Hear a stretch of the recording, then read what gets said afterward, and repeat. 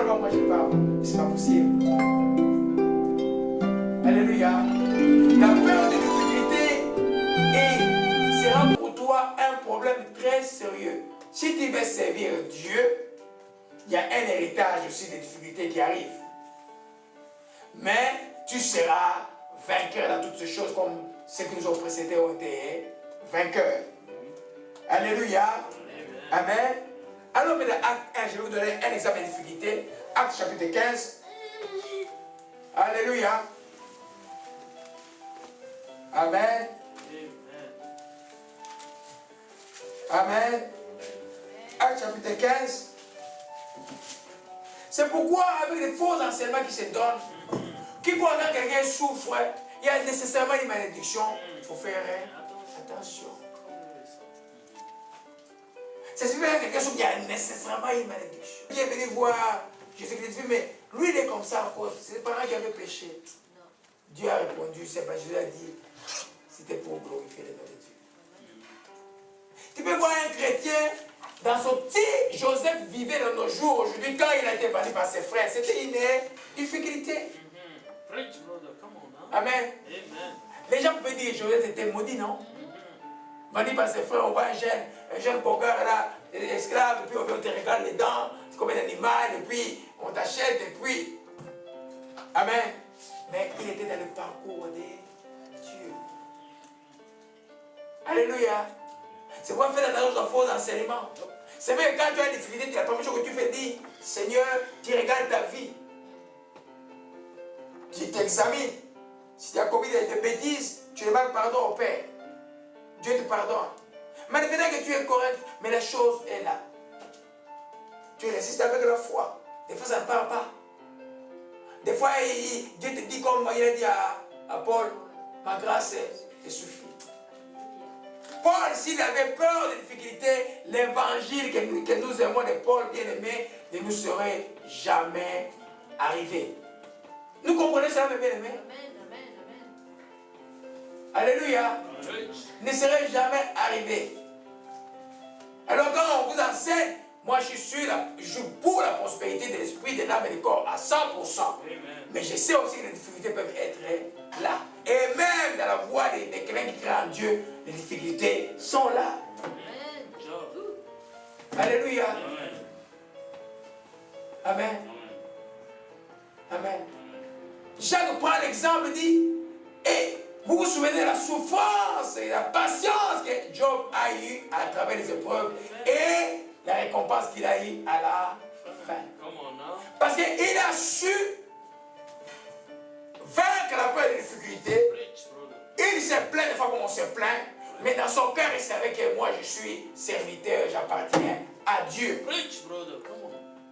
Alléluia. Et à la fin, l'épreuve. C'est pas, il y en a qui, on ne sait plus avec qui ils sont. Il y a cette église ici, il y a cette église là-bas, cette église là-bas, il cherche la bénédiction. Ça n'arrivera pas. Ça n'arrivera pas. Alléluia. Amen. Amen. Ta foi, quand tu la développes, bien aimé, tu n'as même pas besoin qu'un serviteur de te mettre tes mains sur la tête.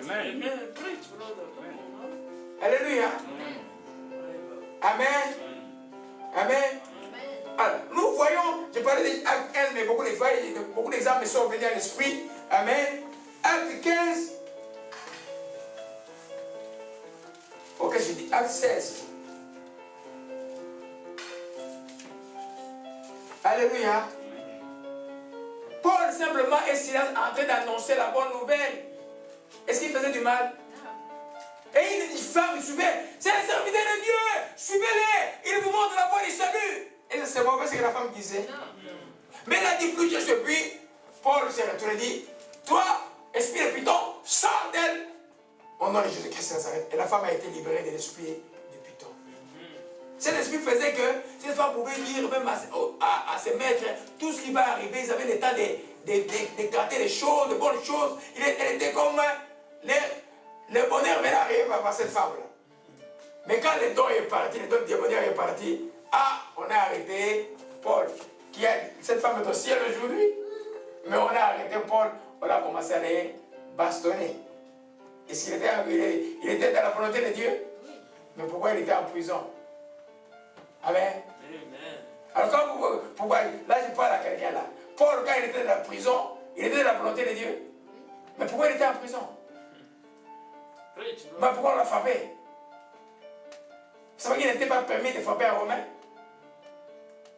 Vous savez qu'il était un Romain, Paul? Il n'a même pas avoué ça avant.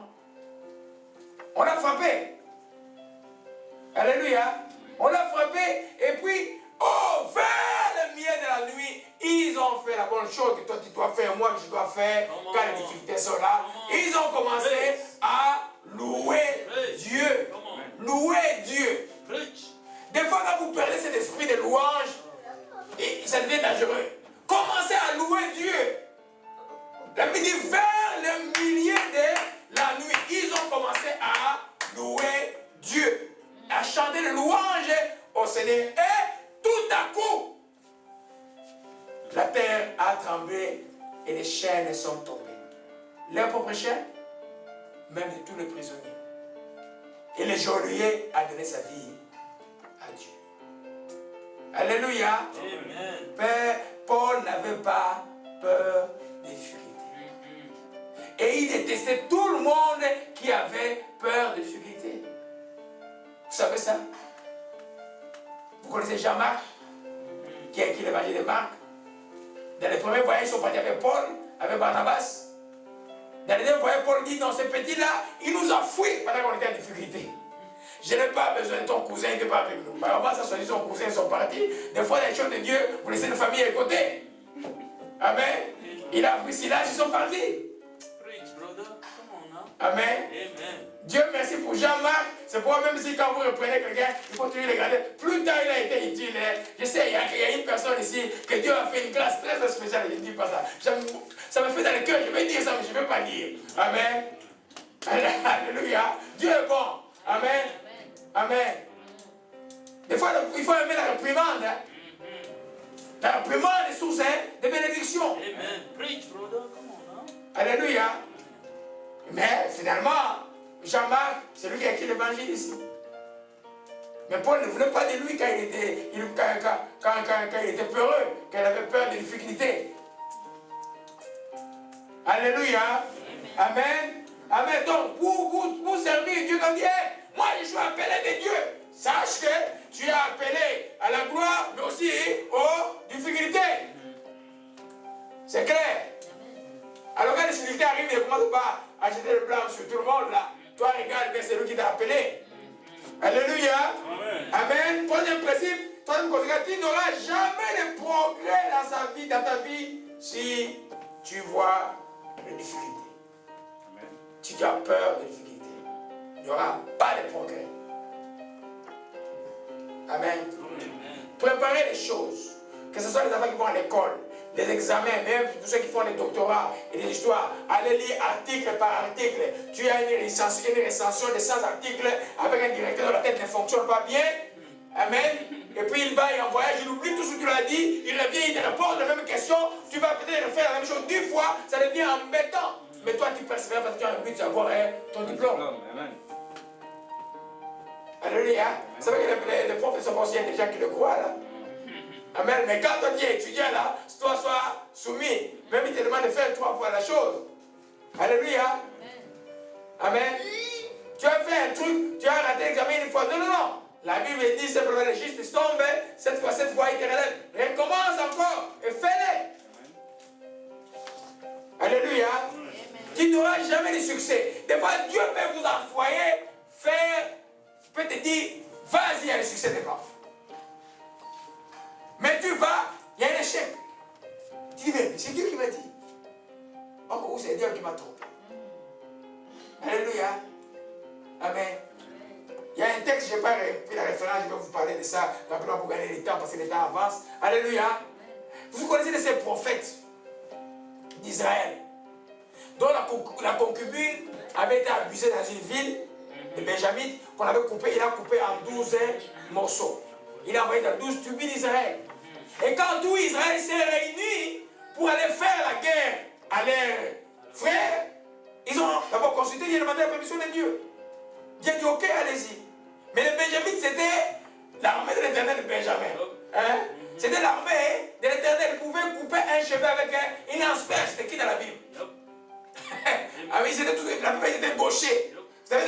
l'épée un gaucher, c'était difficile de la battre. Alléluia. Tout Israël s'est réuni, ça a fait la guerre au Benjamin. Le premier jour de combat, avec la volonté de Dieu, 22 000 Israélites sont morts, pas Benjamin. Ils sont rentrés, mais est-ce que c'est Dieu qui nous a envoyés? Ah, je parle à quelqu'un là. Amen. Amen. Alors, ils sont retournés, ils ont pleuré, ils sont encore revenus une deuxième fois, 18 000 sont tombés. Oh, certainement on avait une fois les démons. Mais le pasteur là, il a dit une prophétie qui n'était pas correcte là. Amen. Amen. Et une prophétie, le pasteur nous a dit qu'il n'est pas correct. Comment je vois les histoires comme ça là? Alléluia. Et puis, ils sont encore retournés, ils ont gêné 3 jours. Dieu a dit cette fois ici, j'ai les livres entre... Bon, mais ils sont arrivés, les Benjamites étaient totalement décimés. Ils ont fui dans les champs, il ne restait que 300. Après, ils ont imputé leurs frères, au lieu d'aller prendre des femmes étrangères, comme ça vous allez construire votre race.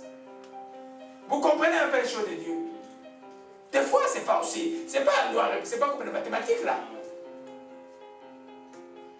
Alléluia. Amen. Alors, si tu as peur de difficulté, si Israël, après le premier combat, avait dit c'est fini, et si, ça c'était fini pour Israël. Alléluia. Amen. C'est vrai, la peur des difficultés, tu ne peux pas remporter les grandes montagnes si tu as peur des difficultés. Alléluia. Il y a des prophéties que nous avons reçues, nous avons prié à la maison de prière à ce début, dans les années 97, 98, on a prié longtemps pour qu'il y ait un premier ministre chrétien ici. On a prié, et puis quand les premières élections sont arrivées, les frères Guilain a eu une prophétie que Harper était premier ministre du Canada et il avait le gouvernement majoritaire. Il m'appelle Yalora. Il dit Yalora, j'ai une prophétie. Harper sera premier ministre, il sera majoritaire.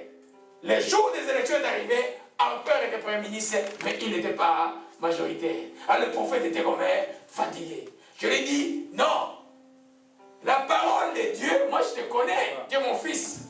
Je sais que la parole qui sort de toi est la parole de vérité. Je sais que tu ne cherches pas la parole des gens, tu ne cherches pas que les gens te donnent des grades, tu n'en veux même pas, tu ne veux même pas qu'on t'appelle serviteur de Dieu. Tu ne veux même pas qu'on t'appelle et qu'on t'appelle les titres. Je sais que tu es un vrai de Dieu, mais cette parole va s'accomplir. Deuxième élection, Harper minoritaire. Troisième élection, Harper minoritaire. Le frère Guilain est déjà dans le bétail, il va le suivre à l'internet. Quatrième élection cette année ici, Harper est majoritaire. Amen. Alléluia.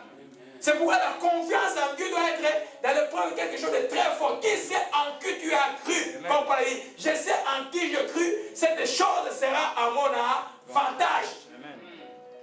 Alléluia. Je ne mourrai pas, je raconterai la gloire de l'Éternel. L'Esprit de Dieu a parlé. L'Esprit de Dieu ne ment pas, mais dit, frère, cette chose sera telle que Dieu a dit. La parole déclare ceci, si tu ne vois pas les visions, c'est pas fini pour toi. La parole déclare ceci. Moi, je suis en train de dire cette parole pour moi, je la reçois et je vais la vivre. Amen.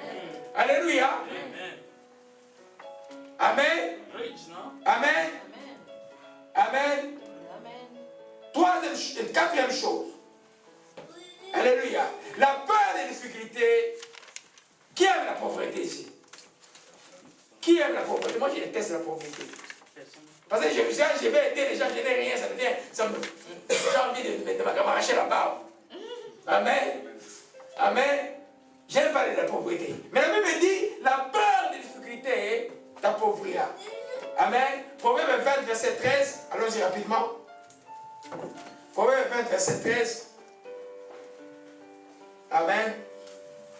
Il y en a qui ont le toupet de dire que les chrétiens sont paresseux.